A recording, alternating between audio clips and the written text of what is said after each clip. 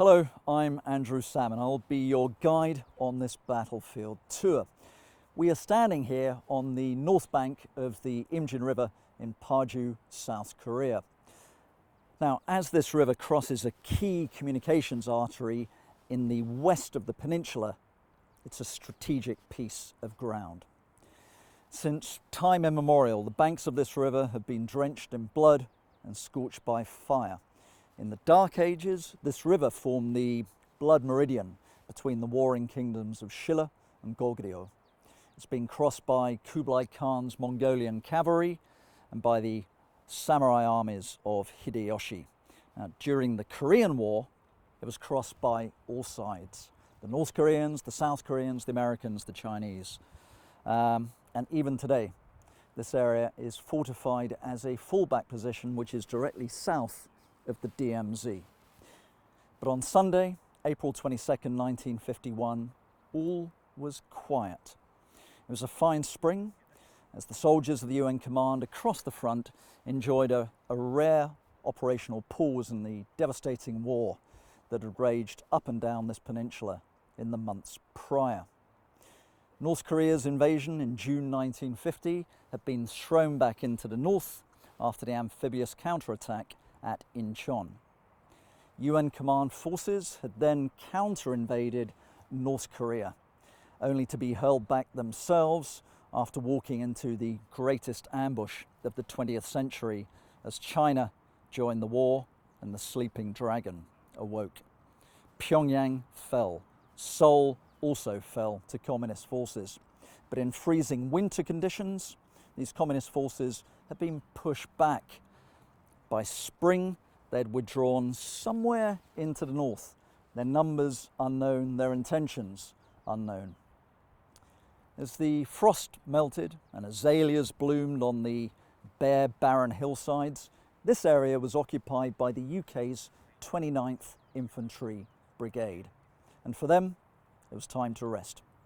April 23rd was a national holiday, St. George's Day, and rum and beer was being stockpiled in the trucks and the trenches.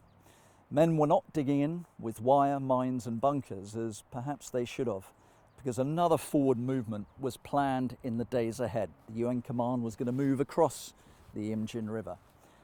But this failure to fortify would be a fatal error. Unknown to the men of 29th Brigade, a massive storm was brewing in the north. Chinese commander Marshal Peng Dehuai was planning the greatest single offensive of the war, an offensive that the Korea Institute of Military History would later call the Armageddon north of Seoul. Almost 1/3 bayonets would be unleashed across a 35-mile front. The aim: break through here in the Imjin and over to the east in the Kapyeong valleys, block the road net behind the main United States forces in Korea and destroy it in a battle of annihilation. With the United States out of the war, Seoul was expected to fall by May Day. Then the rest of South Korea could be mopped up. For Marshal Peng, this was a war-winning plan. On this tour, we will see what happened when onrushing force met immovable object here in the Imjin Valley. And this river is particularly crucial for this offensive, as the post-war battle maps make very clear. This part of the front was the point of maximum impact for the Chinese. This is where they concentrated their densest number of forces, divisions and armies. So, nightmare combat will rage across this landscape as 29th Brigade takes on China's entire 63rd Army. 27 battalions against 4. Odds of 9-1 against. In intense human drama, heroes will rise and fall. And as battle continues and turns to tragedy, a single battalion will find itself cut off, surrounded and fighting a lonely and now legendary last stand. To learn what happened when battle was joined, please check your maps and we'll see you at the next stand. One request to those of you who will be hiking and driving this otherwise virtual course.